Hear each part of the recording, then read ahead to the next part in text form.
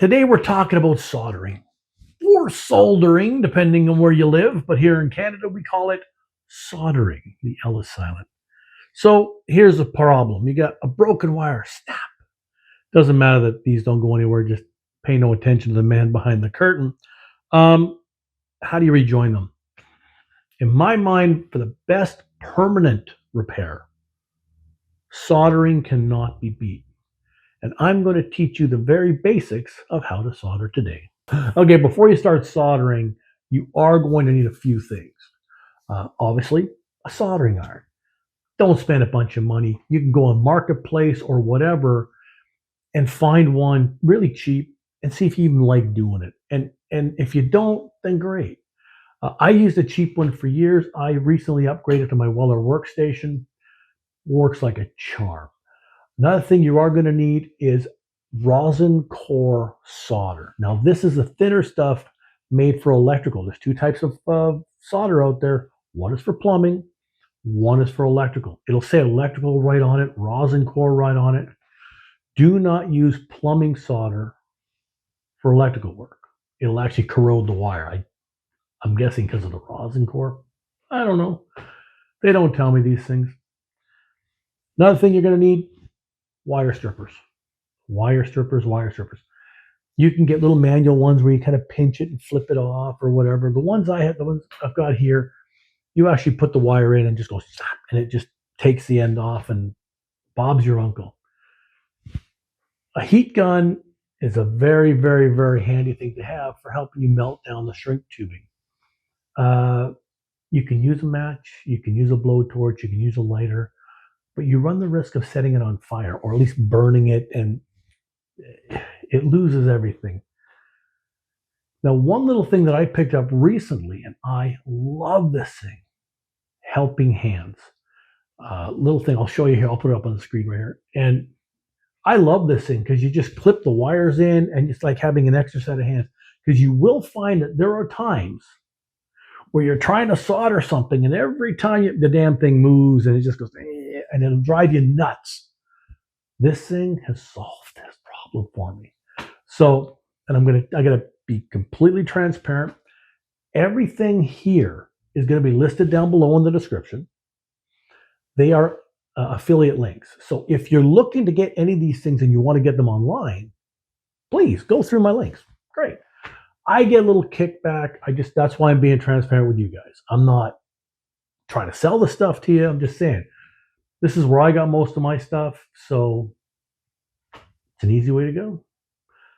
What do you say we get at it?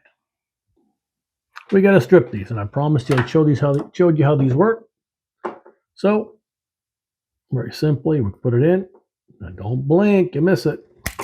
All right, do it again. Put it in there, and whoop, there you go. Just like that. Now we have two nice ends. All you're going to do is you're going to fan these out. Now, if you're not sure what I mean by fanning them out, I mean literally just make a nice flat fan, both sides. A lot of people tell you different ways to do this. I'm literally showing you what is probably the easiest way to do it. So you're going to go about half an inch, okay? About half inch. Some guys will say 3/4 of an inch. Some guys will say an inch. Half an inch is fine. And you just kind of work them in together, all right? And then you're going to take those strands and you're going to start working them around. Now, you're not turning the whole wire. You're turning the strands, all right? And the reason we do it like this is, look at that. It's not even as big as the outside of the wire yet. See, we want to keep these joints as small as possible. Now, what I'm going to do is I'm going to stick this into my helping hands. So I'm going to put one end in here, bloop, one end in here, bloop. And then you can clean it up a bit. And you want to make sure that it's nice and clean and tight. Okay. Now you're going to prep your soldering iron. I'll bring that around the front so you can see it. So what we're going to do is we're going to put a little bit of solder right here on the end of it. Okay, it's probably a little hot. Now, that isn't solder necessarily that's going into the joint. That's for heat transfer. It helps to transfer heat from here, which is freaking hot, onto the wire. So we're just gonna get in there and touch. Just put a little more on there. There we go. And it'll transfer the heat. Now you're not touching the soldering iron with the solder. You're letting the heat transfer through the wire so that the soldering iron's on the bottom. You touch the solder to the top, and you get that. And then we'll take it out of the helping hand. You can see how much easier that makes it. Yeah. Solder all the way around, good and tight. Okay, she's not going anywhere. That's a good solid connection. Okay. All right, we're back at it again. We make a fan, And yes, it does take a little more time than, let's say, just crimping it or something. But what you end up with is a far more permanent and a much smaller repair. Why is that important? Well, that's a video for another day. And yeah, that one's coming too.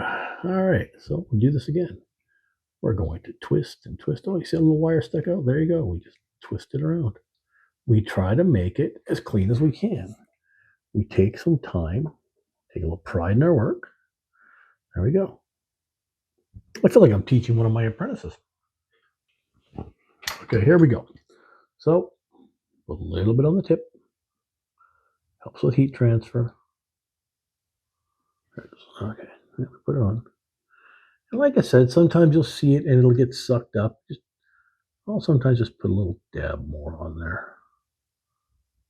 And then you just wait for it. Get on there. There you go. See it will start wicking upwards.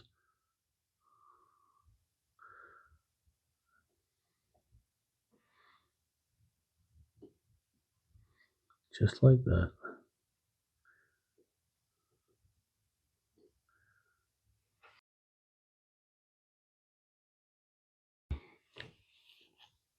Hope you're following that so far.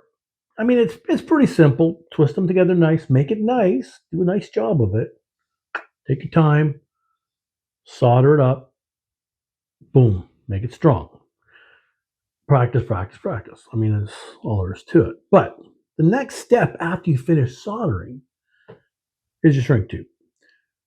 Shrink tube is literally like a rubbery plastic film that goes over. You heat it up with a heat gun. You can use a match. You can use a torch. You can use a lighter, but you do run the risk of actually burning it. So that's why I prefer a heat gun. Inside shrink tube, at least the better stuff, there's an adhesive. And once you've heated it up and you've taken all the air and everything out of it, you'll actually see a ring of adhesive at the end. This actually makes your joint waterproof. Waterproof, airtight, all of it, because it's now covered in this goo on the inside. So, the most important thing with shrink tubing is it goes on before you make the solder joint. Because if you make the solder joint, you can't get it on there. So make sure you put it on first. And I'm going to run through that because what I'm going to do is I'm going to take a closed piece of wire and we're going to make it a loop. Okay, I want you to understand I'm not trying to pull a David Copperfield or anything on you. Here's one end of it. Here's the other end of it. Okay. So here's the two ends. Okay.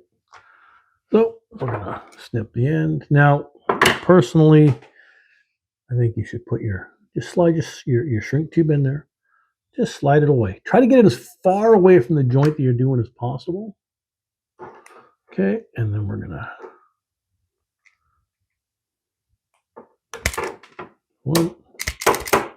these things are getting old. Just like me. There you go. Okay. Fan them out. And again, just take your time. Like, there's literally no rush when you're doing this. I mean, if you're doing this for a living, yeah, there might be a bit of a rush. But honestly, even if you're doing this on a customer car later in life, if you're doing some soldering for them, and you take the time to do a really nice job, Nobody's going to complain. And if they do complain, tell them to go see the billing department. All right. Nice. Here we go. Okay, we're going to do this. Get up there and touch. Touchy, touchy, touchy. A little extra. Ooh, look at that. Just started feeding. There you go. A little extra. A little extra for good measure. Okay, it's had a chance to cool down. We're going to take the heat shrink. Now, when you put it on, try to put the solder joint about in the middle, just like that. Now, when you start to heat this thing, I'm going to use this piece of heat shrink. Start here. Start in the middle, all right? And work your way to the edges. Don't start at one end and go to the other. Start in the middle, right? And work your way to each end. It's going to get a little loud. Hopefully that's not too loud. So we're going to start in the middle. Yeah, she shrinking that? Probably not.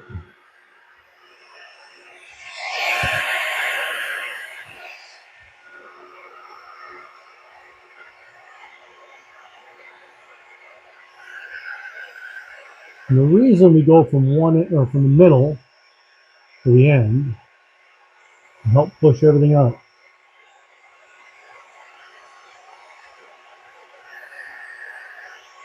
Push out all the air and push out all the adhesive.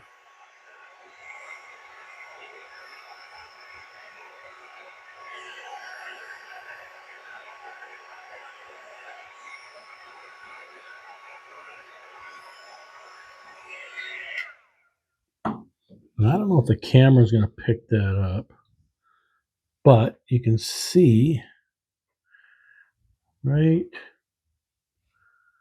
here, that little shiny ring in there. That is the adhesive. And it's come all the way out and it's sealed it. That means it's now sealed all the way through. Okay. Now here's the beauty part. Notice how thin that joint is. Okay. It's not that much thicker than the wire, which means if you had to do a couple of these and you had to stack them, they wouldn't make a huge bulge in your wiring harness. This is why I prefer soldering.